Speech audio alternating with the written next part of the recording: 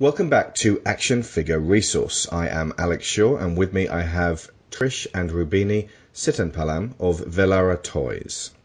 Hi. Hi there. Hello.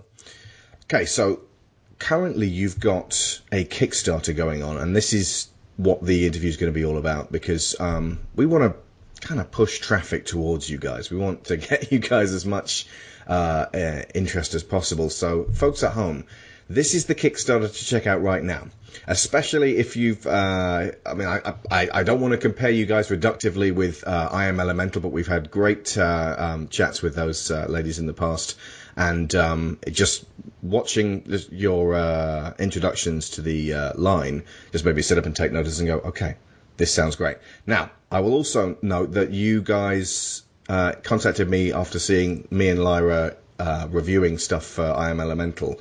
And yeah, Lyra watched this morning, and I was like, "This is what I'm going to be, who I'm going to be talking to later today." And she said, "Right, how much birthday money have I got left?" This is absolutely true, by the way. I'm not making this up. I went, "Okay," and we did some calculations. She went, "Can I give all of it to them?" And I went, "Oh, that's so sweet." I love her. One of the characters are actually called Lyra. It's from His Dark Materials. She's named after Lyra Belacqua from my favorite book series. Oh, okay. Right. It's a lovely name. Yeah, it is. She's a lot nicer than the Lyra Belacqua in the book. She doesn't lie and she's less rude. But yeah, no, she was immediately like, I want to help you ladies as much as possible. So we're definitely going to be backing you. At the very least, we're going to be jumping onto your Kickstarter. And we would urge you folks at home to check them out and jump on again. We're going to find out a little bit about it. Okay, so lovely to have you both. Thank you for coming on to talk with us. Thank you for having me. You're very welcome. First question, and this is always one of my personal favourites because it can be quite revealing, and by all means, both of you feel free to get as personal as you like. You can answer this in as much or as little depth as you like as well. So what were your key influences growing up, and indeed recently, because, it's everything, has influence on us as we go through, that have fed into this project? And I haven't even introduced it first. So you ladies introduce the project and say what it was that's kind of planted the seed over the years. Our project is the Velara Warriors. They are 3 female action figures that are based on elemental concepts of land, sea, and sky. So I would say we've had different influences for different characters. We can go into it in detail. So actually, my key influence growing up was because I always wanted to be that kind of person who saved the world. But I wanted to be still, a girl. So I wanted to be a girl that saved the world. And I loved the Animorph series. There was a character there called Rachel, and she was that perfect embodiment of heroism and femininity to me. So she played a very big part of my life growing up, this fictional character, because I always wanted to be just like her. And one of the characters, the land warrior, Lyra, the land warrior, is very much based on her. All right. And for me, I guess it would be a mix of fictional characters growing up. Like, we used to love reading comic books like Marvel and DC. Mm-hmm. And I loved all the women in these comic books, like Wonder Woman and the X-Men girls and Catwoman, every one of them. But interestingly, one of them led to one of our characters as well, which is Sahana. So she was inspired by Wonder Woman a little bit because of a quote from the Wonder Woman creator, William Moulton Marston. Mm-hmm. So he said something to the effect of femininity and power need to go hand in hand. So when you bring power into a character, into a woman, especially, when he was conceptualizing Wonder Woman, he didn't want to lose that femininity in her. So that made a lot of sense when we were conceptualizing Sahana, because she's a bit more gentler, a bit kinder. She's very compassionate. So that was a quote that influenced her a lot. Yeah, because our main idea of these characters were actually to show women as heroes. Mm-hmm. So we didn't want to lose that aspect of womanhood, but at the same time, we wanted to show them as powerful and strong. So we tried to blend these two characteristics together. And the third one is actually quite interesting. Nahili, the Sky Warrior. Mm-hmm. She was inspired by Doc from Back to the Future. Wow. Yeah, I know that's weird, but we loved how eccentric, yeah. Mm-hmm. Because so Nahili, she's characterized by her intelligence a lot, Mm-hmm. and we wanted to mix that eccentric character with her intelligence. And the most fun we could think of was Doc from Back to the Future. We love him. So we tried to bring that craziness, eccentricity, and still brilliance into Nahili, the Sky Warrior. That's fantastic. I mean, I could not have guessed that from looking. I love the fact that that you're focusing on brains as well. That's something I was actually going to be asking about. And actually, now that you mention him, William Moulton Marston is one of my literary heroes. If you folks check out how Wonder Woman was created, William Moulton Marston and his partners, the sort of the crucible of this incredibly strong 20th century female. I mean, she's one of the very top. So I can see that influence there, just in terms of this sort of warrior woman culture that's in this line. Definitely, a lot of Wonder Woman went into thinking about these characters. Yeah. Brilliant. Okay. And actually, I'm unfamiliar with Animorphs. It might have been slightly after my time. Oh, how? 90s. Yeah, 90s. I think I was probably into just other stuff at that point. I was aware of Animorphs, but I should maybe check out what I missed. So how did, bringing it closer up to date, how did this project get started? What was it that made you just sort of sit up and go, right, we got to do action figures? Okay, so both of us were studying in London for quite a few years, and we just finished last year. And just before we left, I took a trip to the Disney store around the time the Star Wars characters, the Star Wars new line of toys had come out. Mm-hmm. And I went there specifically to get Rey, the lead in the latest film. Mm-hmm. I wanted an action figure of her, but I could not find her, and I was so disappointed. And, when I asked the store assistant, she said they just don't make female action figures that much. Yeah. And so I was upset, and I went home and I told my parents about this, and they immediately said, without even thinking, you should make them then. You should do it yourself.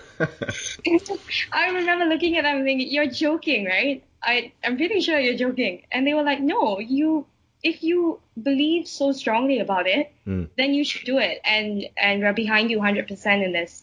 So yeah, we have our parents to thank for that. Thank you, Definitely. Mum and Dad. The Rey thing was a debacle, and Lyra was going nuts when we were in Toys R Us, because she was just going through the shelves, pointing and going, alien, stormtrooper, Chewbacca, where's Rey? And then Hasbro kind of, I don't want to turn this into an anti-Hasbro rant, but they kind of twisted and turned and went, oh, we didn't want to spoil it. She's on the poster. That's such an excuse. Yeah. I mean... Yeah. Yeah. And there was that first, the first figures released was like this 6-pack, and it had like a TIE fighter pilot in it, and then there's Finn, and then there's Darth. And there's Stormtrooper as well. Kylo, and yeah, Stormtrooper and Chewie, and like all of the stuff you've already got. Was half of this stuff. I completely understand sticking out Kylo and sticking out Finn, but the TIE fighter pilot and no Rey. Yeah, and the Monopoly set, I'm not sure if you saw that one as well. I did see the picture, yeah. Yeah, that had Luke and no Rey. And don't get me wrong, Luke is actually one of my favorite characters, but he was barely in the recent movie. That is really surprising that they included him, but not Rey. No Maybe spoilers. he just turns up at the end of the game for 6 seconds and doesn't say anything. And no, that is ridiculous. And again, I don't know if it's Hasbro I think it's Hasbro who are behind Monopoly. Have they done like a second edition with Rey? Yep. Yeah. Good. They have, yeah. Good. That's how you fix it. I would imagine for episode 8 they're not going to fall for any of this again. I think they've learned their lesson. Yeah. But it'll be fun to see how Rey gets pushed out for episode 8. There's such a disconnect between the movies and the people who control the toy lines, because on one side, they promote her as such a great character, and then on the other side, they just leave her out. Yeah, creative versus marketing. And I could talk about this all day. You're speaking my language here. There was, I can't remember his name, one of the Marvel CEOs who recently got muscled out. He was the guy who for years was going, no point making a Black Widow movie. No, kids don't want it. Doesn't work for toys. And the idea being that boys don't want to buy toys of girl figures because they're girls and they only want boys to relate to. And that, I know it's rubbish. And girls don't want to buy action figures at all, which of course is absolute rubbish. Otherwise you wouldn't be here. So, we want to buy the action figures. That's why we started this. Darn right. Okay, so that's how the project got started, thanks to Mum and Dad. So I mean, like, actually, this is an extra question. What was the first step you took after that, after the inception of the idea? So, Roobini wasn't with me at the time, so I came a few hours later. She came a bit late. And when I went home and told her about it after that, she was really excited about it. We started to do our research. I think research was key in the beginning. So what we wanted to do was, our plan was actually try to make the Ray figures. But, that's too difficult because we don't have much control. We could license it out in Malaysia or London, but it just naturally the process became we had to conceptualize our own figures. Yeah, because making Ray was definitely an idea in the beginning, but it became a little bit too complicated and there were too many things to think about. And when we were discussing it, we realized that between the two of us, we had so many ideas in mind for characters, and we were getting excited about the possibilities of creating our own. So I think it's creating an entire new universe. Yeah, so we had control over. I think it just spiraled from there. It just became, we started conceptualizing all types of characters and worlds and universes. And so what was the exact moment that you were like, right, well, imagine this world, and there's the people who live up in the sky, and there's the people who live up under the sea. Who came up with those ones? Wow. The thing is, we had market research after we came up with these ideas. We had a few. Initially we thought a sage, pixie, and a warrior idea, because we wanted to have it a team, and each of them would represent a different personality trait. Yeah. Yeah. But so we loved the idea of a sage, pixie, and warrior for the three of them. But after our first market research, everybody just fell in love with the warrior. Yeah. That's when we decided, I think they should all be warriors, because from the reaction from the market research, it was very obvious that's what would appeal to the crowds. And the warrior action figure is not something people see often on the shelves. So it seemed to be something new, the warrior figures. Yeah, certainly not the warrior woman. There's a whole bunch of warrior men, and like I think you're probably the some of these designs remind me a little bit of. Have you ever seen Legend of Korra? Yes, yeah. We love that. Yeah. So there's kind of a little bit of Korra sort of going on in there, and there's a little bit of the female characters in Masters of the Universe is sort of in there as well. But it definitely feels like if I'd seen a line that was focused on female characters, I'd remember it, because it is very unusual. Yeah, exactly. So once we decided on the warriors, we needed to have some kind of unifying theme. Yeah. And we always kept going back to the idea of the elements, because we wanted to have this fantasy world, but we wanted it to have a link to reality. And elements is something that, there's a lot of mythology around it. And it spans across many cultures as well. Yeah. So that's something that we felt would appeal to different races, different religions, different cultures, different people. Yeah. For global sales rather than just in one specific area where they're focused on that particular culture. Yeah. Yeah, exactly. And it's something you can identify with.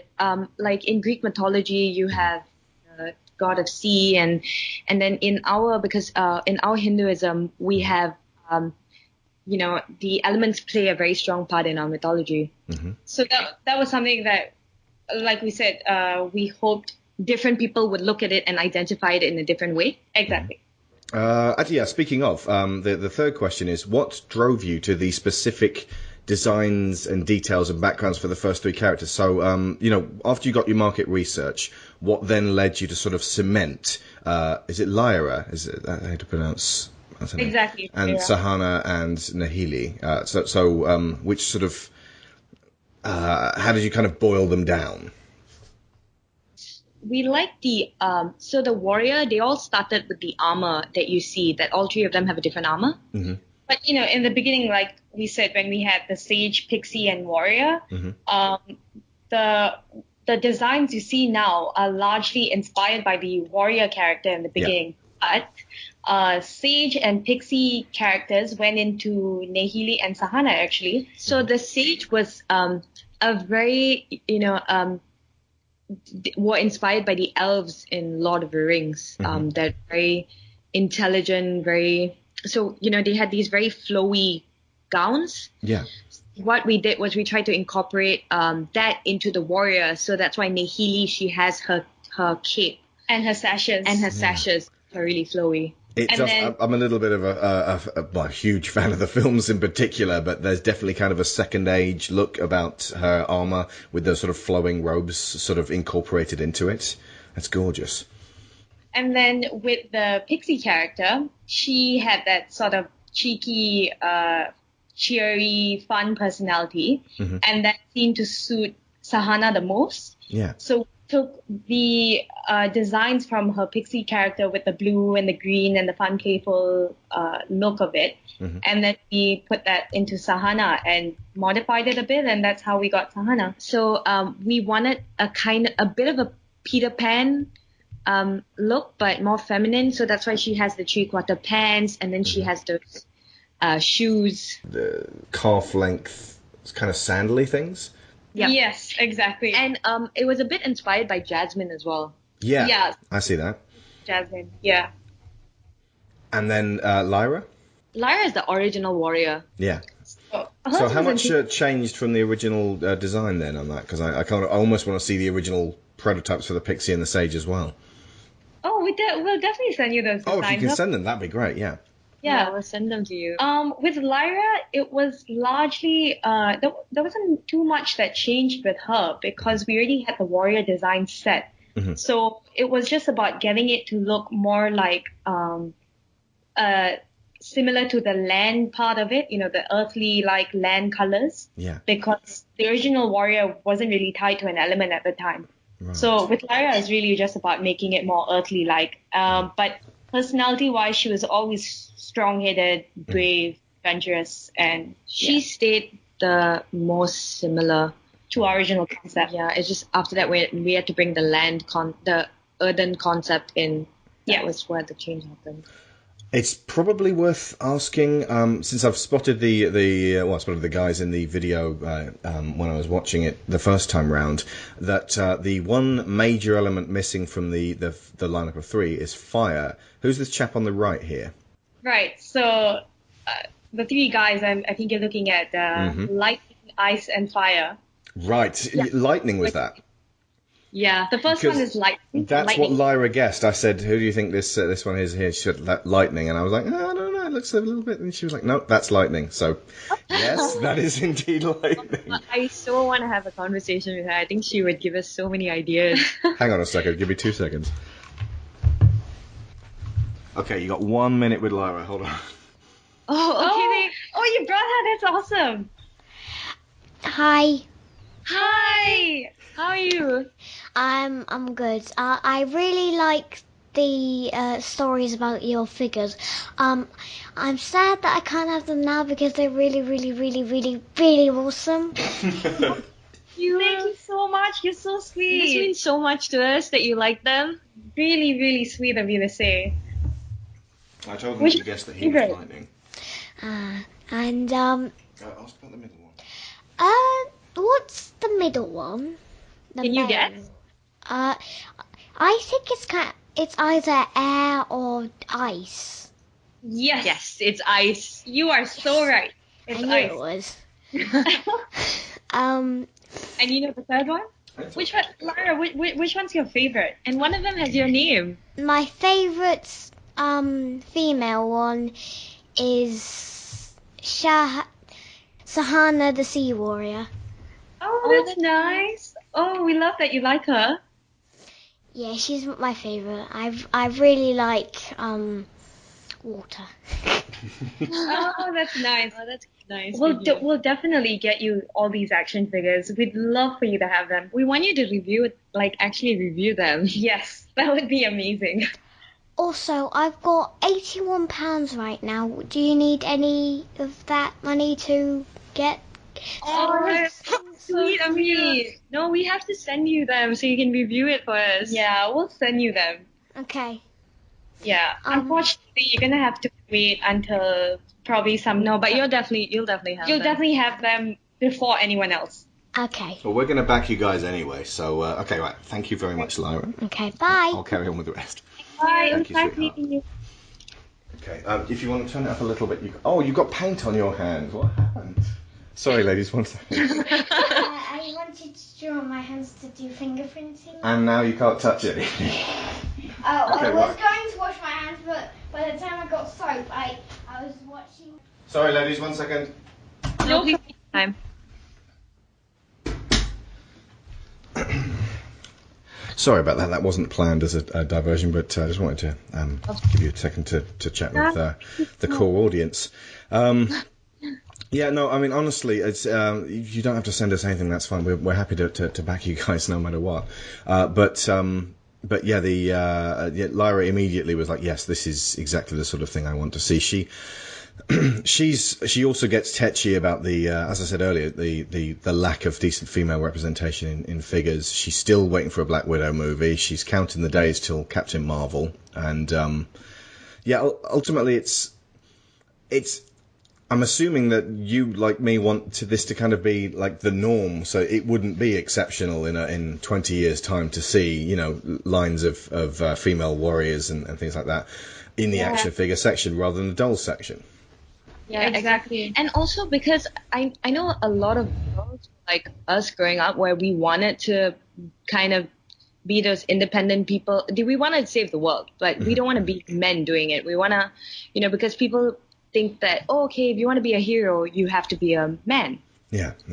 It's definitely upsetting when it's coming from the kids because, we're all having these conversations from a marketing point and a consumer point. And then when you hear someone younger actually say, but why don't they have her? That's really disappointing to hear it from them because they are actually noticing it and they're not thinking about what goes behind it. They just want to know why it's not there. We met this girl who was about 8 years old and she wanted to cut her hair short and she wore pants all the time. And it's because she wanted to be like, I think it was Superman. It was Captain America. It was Captain America because she wanted to save the world. And we said, but there's nothing wrong with wearing pants and cutting your hair, but she thought she would have to look exactly like a man to save the world. This is why, again, sidebar, I was really hoping that the Wonder Woman film would be like super accessible to little girls. It's so important that little girls specifically can be able to look up and go, yes, I want to be like her, as opposed to, I can't be like him, or I can try. And there's so few chances to really be able to to spotlight someone strong like that. It tends to be like Teela in He-Man, He-Man's helper, Teela. Which is why there's so much riding on Wonder Woman, and it looks like Sucker Punch. So I hope you've never seen Sucker Punch, but it's horrible. We have. I know what you mean. That Wonder Woman makes me so nervous because it's got so much riding on it, and you just know that if it does badly, they're gonna say, "Oh, it's because it's a woman." Yeah. They're not going to point to the writing or the directing. They're just going to say it's because it's a woman. So I'm so nervous about that movie. I don't know if you knew this, but around about 2005, Joss Whedon was writing Wonder Woman for DC. This was just before Batman Begins came out. And then Catwoman happened and Elektra happened. And they had to scrap CEO of Warner Brothers went, yeah, get rid of Wonder Woman. We don't need that. That's just going to be a disaster again because no one's going to pay money to see a female superhero. It's ridiculous, reductive thinking. Yeah. So, yeah. Sorry, this is enough about me talking, bemoaning the system. Back to your line. Okay. So the plan is to get these 3 figures with the successful Kickstarter to get these 3 figures out. Was there anything more on the design that we haven't covered yet? The weapons. Yeah, okay, go for it. The weapons were an interesting part, actually, because what happened was when we had come up with the elemental ideas for the 3 of them, we were playing with the idea of magic. Yeah, because we wanted them to have these elements as a part of them, but at the same time, we didn't want to make it like any other concept that's used elements, because as soon as you think of that, it's like, oh, she has the power of water in her hands, she has the power like Captain Planet, earth in hands, yeah, which we loved, but we were going for more something different, guerrilla style fighting, I guess. Mm-hmm. yeah. And you can't exactly do that when you have magic, because it doesn't visually look as combat, as it would if it was magic. So that's when we decided to have the weapons and the powers tie in with each other. Mm-hmm. So with Lyra, as you can see, she has a mace, and she can control the elements of the earth using that mace. So her background is just because her powers are, she's very powerful, but it's very difficult for her to control. Mm-hmm. So she channels everything through her mace. Mm-hmm. So the best visualization that we could think of when we were thinking of this was she would like slam the mace on the ground and the whole earth would just shake. Gotcha. So that's Lyra with her mace. Sahana, because water is, it has a lot of healing properties. So, and because she's very compassionate and kind and gentler than the other 2, we wanted her to be defense of the team, right? So she has her daggers, but she's reluctant to use them because they were actually given to her. And her main thing is her seashells that she wears on her wrists contain healing water that heals all sorts of injuries. Yeah. Oh, lovely. And she has a little bit of a force field power as well. That's got an interesting story to it, but if we were to go into that would be major spoilers for her next. And then Nehili, so she's not inherently magical, but her people have actually created a serum that makes it seem like they have powers. Because they're so brilliant, they just decided to make powers on their own. Enhance their biological abilities. Nice. But she's the only one of the few of her people who would actually use it, because it's got unpredictable. It's unpredictable. So you don't really know what kind of powers you'll get until you use them, and because they're such logical, rational people who need to know everything 100%, no one is willing to use them. So she used it, and she can manipulate the wind, but her powers are quite weak. So she tends to use it to control her spear. So that's her fighting style. They seem like this is going to be a very sort of visually arresting kind of way of using the powers, and that immediately then leads on to the books. So explain what these books are going to be. So this is our first book, the one that we're offering, actually the one that we're showing currently on Kickstarter and the video and the pictures. It's about how the 3 of them from their separate kingdoms. So Nehili, the Sky Warrior, is from the kingdom of Zai, up in the sky, of course. And then Sahana down below in the ocean, and then Lyra's on land. So each one of their kingdoms, they're very they are very isolated, and they don't tend to go out. So it's how the 3 of them are forced to leave their respective kingdoms, and they meet for the very first time to go on this adventure. It's a little bit Zelda as well. I don't want to start immediately citing off influences, but I would say at least Zelda fans will feel at home. I don't know how much of it Zelda has played. That's great. We definitely took inspirations from everywhere. From lots of places. I mean, original idea. So, we had tvtropes.org. That was our big. That was like our Bible when we were coming up with these characters. that's a great place to get inspiration for characters and different tropes and things like that. Yep. I love the idea that, like, even when you try to, some of my stuff is actually on TV tropes.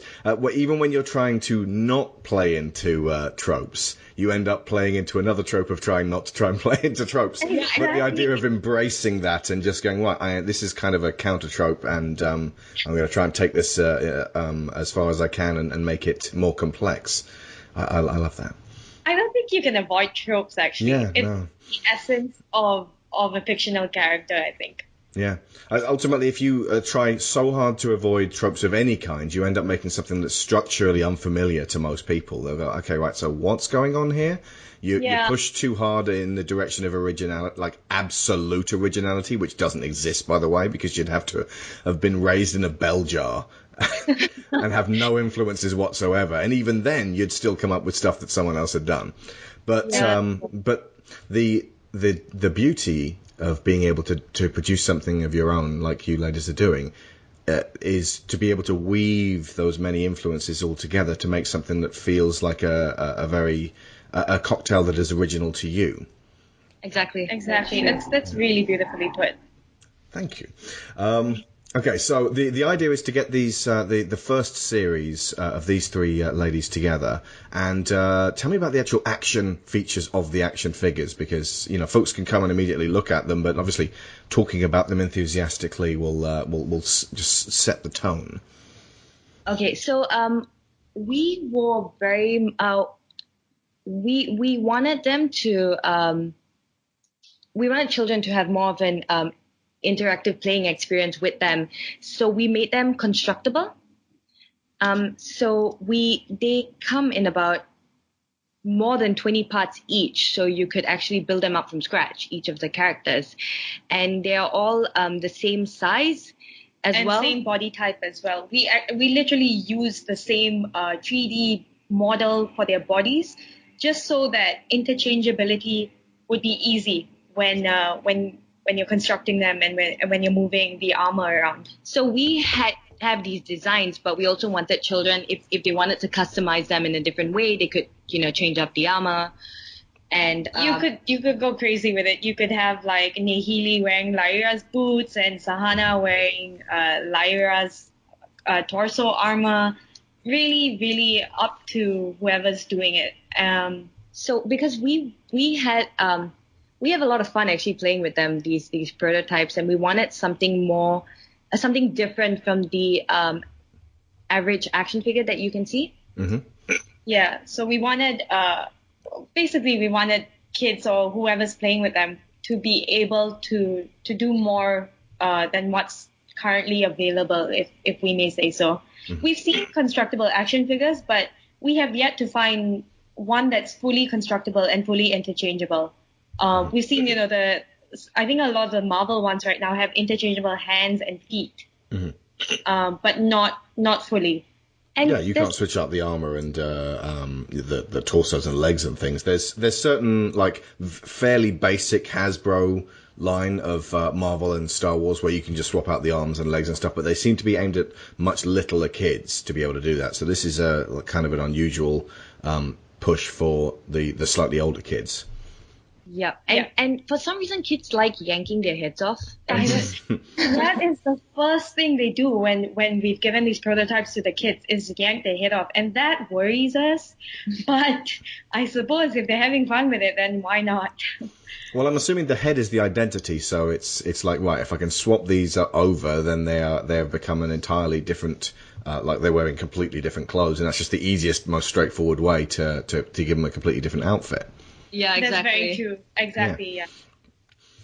Okay, so, they're 8 inches tall as well. How did you settle on that as a scale? Because it's an unusual size. So we started with something a lot shorter. 6 inches. We printed. So we had our first. No, it was shorter than 6 inches actually. It was about 4 or 5 in the beginning. Yeah. And she just, it looked too small for us. Like we didn't enjoy playing with her or constructing her. The reason we wanted them a little bigger than the usual action figure was because the constructability and interchangeability were really important features of the action figure. Mm-hmm. And the bigger it is, the more you could play around with them, and the more you could change them up and things like that. If it's too small, you can't really do much with that feature of it. Yeah. Bigger than 8 inches, I think, would have been strange. Yeah. Also, too small, and you start like the ability to yank heads and arms and things off without possibly damaging the smaller, more delicate pegs. Exactly. Becomes a factor. Exactly. Yeah. But we were thinking about. We were playing around with the idea of 6 inches as well, just because most of the action figures out there right now are 6 inches. Yeah. And if someone were to buy this as a collectible, we wouldn't want it to mess up their line. Like, you know, you'd have all of them 6 inches, and then you'd have this massive giants. Yeah. So that is something that we're currently talking about. We might have a change collectible line later on and have it 6 inches if that's what our backers want. But right now, because when we look at the 8 inches, it's just that's when their armor comes out. That's when their mace stands out. You know? Yeah. I know what you mean. Yeah. Once it gets a certain heft and the actual parts become more sculpted. I don't know how best to describe it.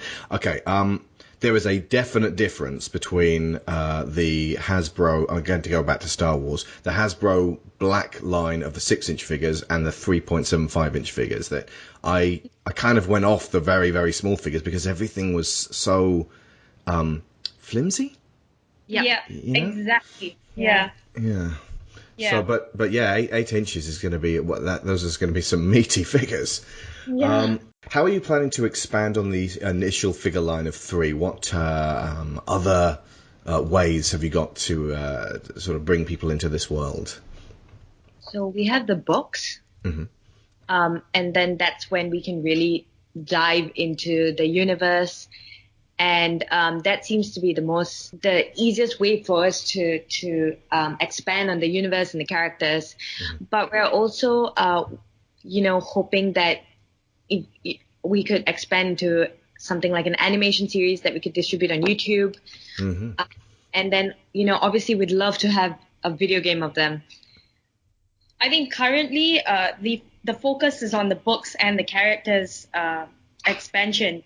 But in the future, maybe the near future, hopefully, it would be great to have the animation series and the video games and more universes and card games even, So many ideas. But I think in the nearest future, it would definitely be the male characters and the books.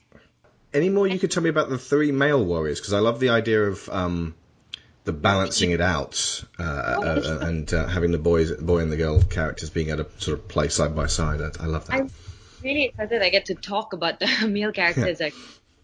So Lightning Warrior is actually from the same kingdom as Lyra, the Land Warrior. He's so he can actually control lightning. He's the only one who doesn't really do it through his weapon, but his powers are extremely out of control. So he has a shield to kind of protect the people around him from himself. And he wears the gloves to reduce the extent of his powers as much as he can. Like the gloves. Cyclops with his glasses. Or Rogue. Yeah. And Rami, the Lightning Warrior, is the only one of the guys right now that's featured in the first book. I won't go too much into it, but yeah, he's definitely there quite a bit in the beginning. And then we have the Ice Warrior. So his name is... We're still kind of playing around with names, but right now the Ice Warrior's name is Lang, L-A-N-G. So he's from the Ice Kingdom, which we don't have a name yet. But the Ice Kingdom is something that no one knows about, not even the people of Zai, which is the Sky Kingdom. So as brilliant as they are, the people of the Ice Kingdom have kept themselves quite hidden. And so what he does is he protects the secrecy of the kingdom by standing guard and making sure that no one comes into their kingdom. So he's one of the people that the Velara warriors meet when they start journeying out of their respective kingdoms.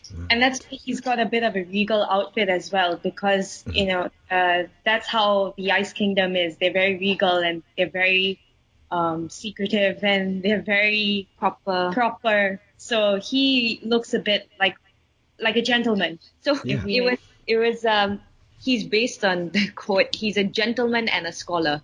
Nice. Quick thing about the sword that Lang is carrying, he forms that whenever he's going into battle or whenever he needs it. So he normally carries hilt around, just the hilt.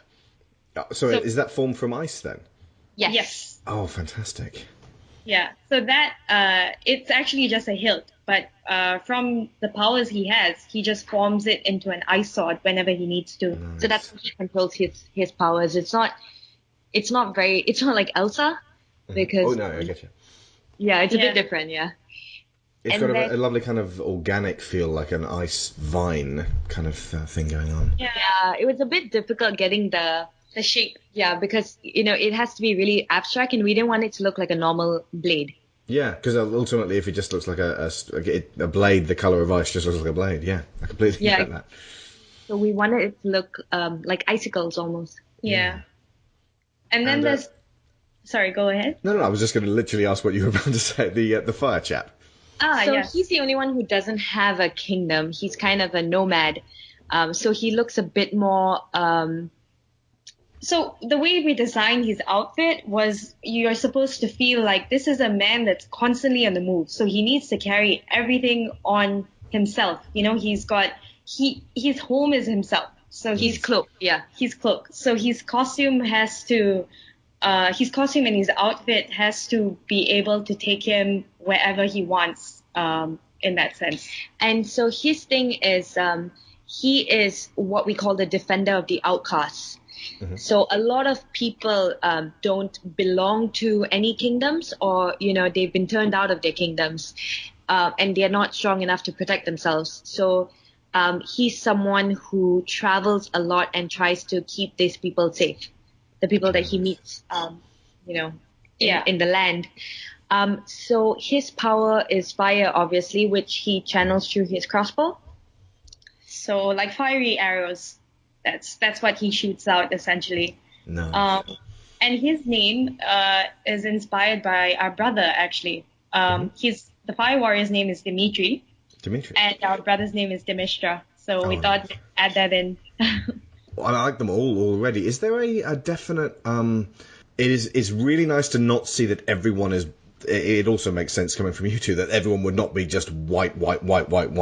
Is there a specific ethnicity picked out for all of you, for all of them? Yeah. Or is this kind of because it's a mystical land that there's not a direct one-to-one? Or is it more just kind of this one's a little bit more Asian, this one's a little bit more South Islands, or...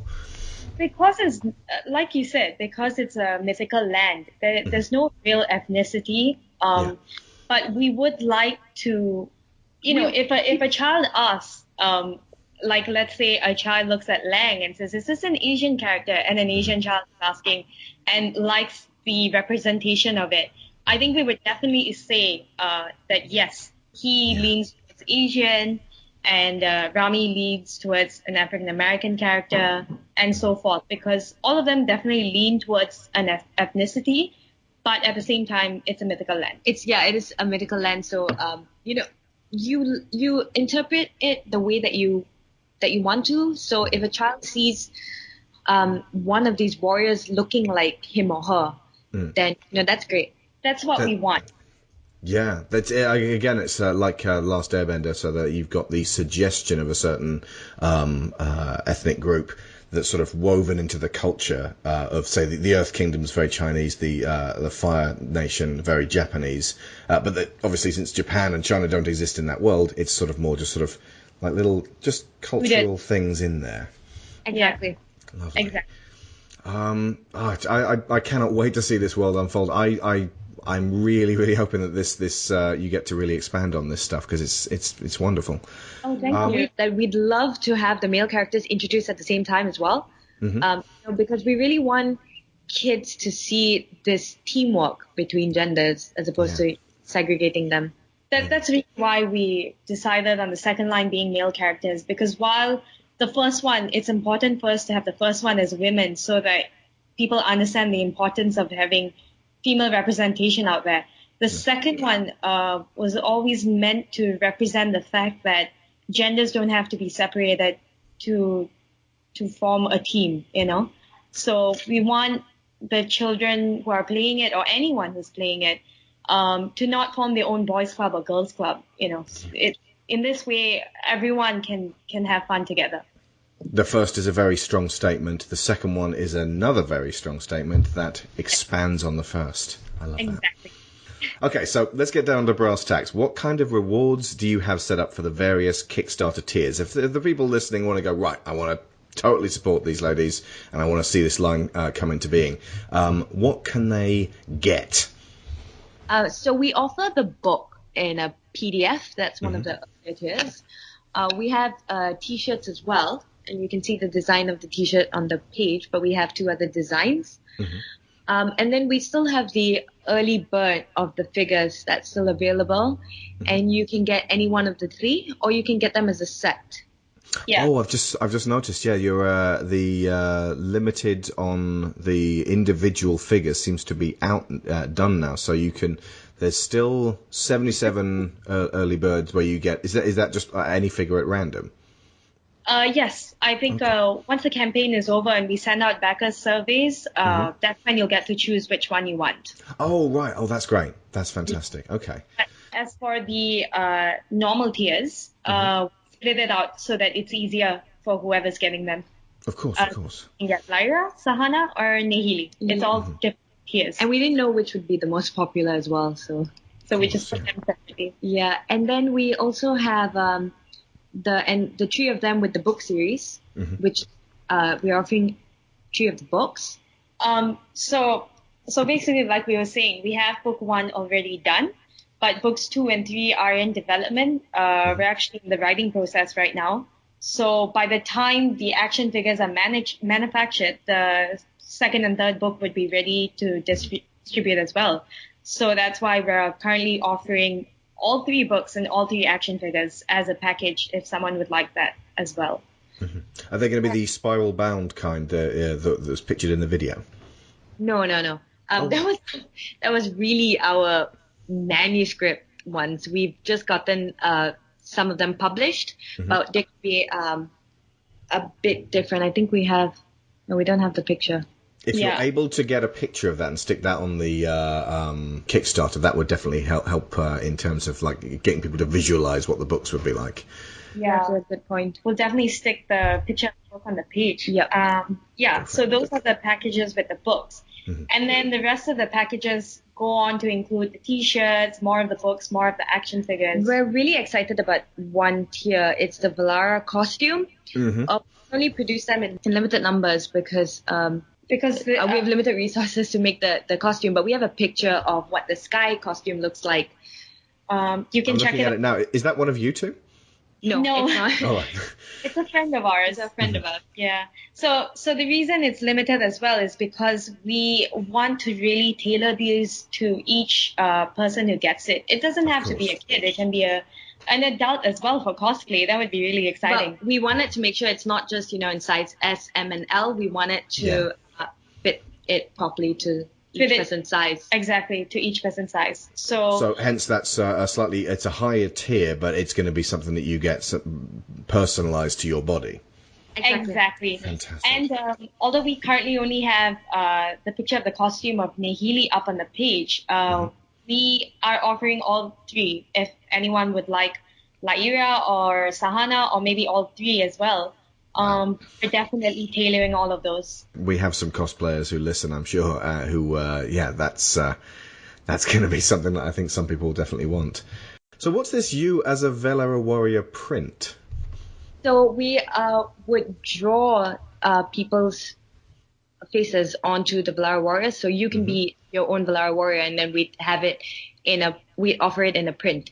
But obviously it looked like you were actually in their world. Yeah, so it'd be illustrated in the same format as the way the warriors are currently illustrated, except it'd be your face and it looked just like you. I love that as an idea for people to really feel like they're getting something, that a personal connection to the actual Kickstarter, and so they're not just throwing money at it. It's something that they're putting in and they're getting out of it as well. I always encourage that kind of Kickstarter tier reward. That's Dad's cool. idea. He's the That one. was your dad's idea. Yeah, he actually came up with that. That was really cool.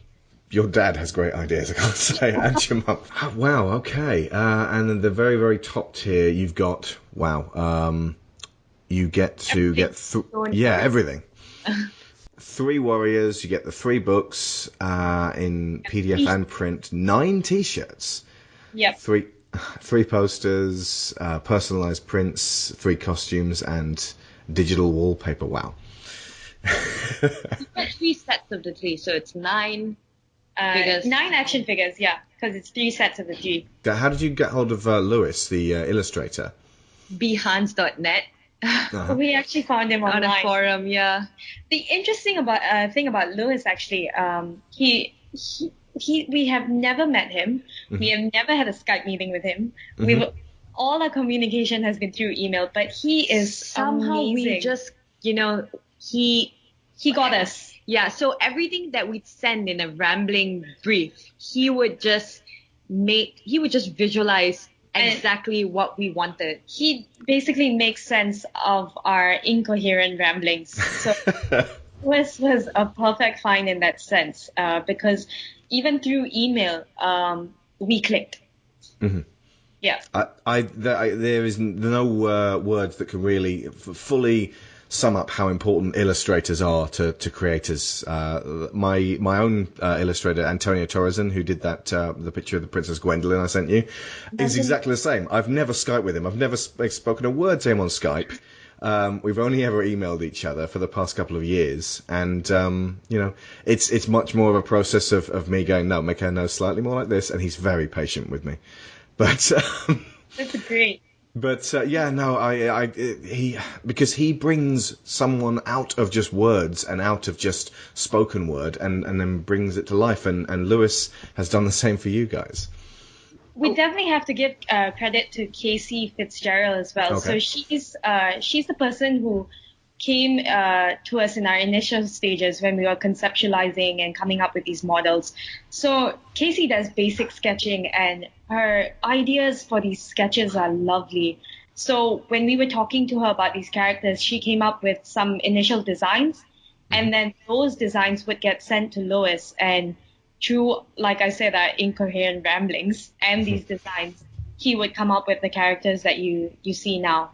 So Casey would sketch them out, and then we'd have a brainstorm, and then we'd, be happy with them from Casey, and then we'd send them to Lois, and then go back and forth with Lois, and then finally settle on a look. Yeah. So these two were really important, and they haven't met either.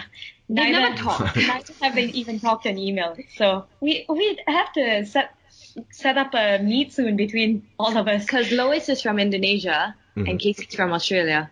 Antonio, my artist, is from Australia as well. I don't know what Australia's just chucking out creators all over the place, but one of the reasons I never get to talk to him is he's on a completely different time zone. So when I'm just waking up, he's just going to sleep.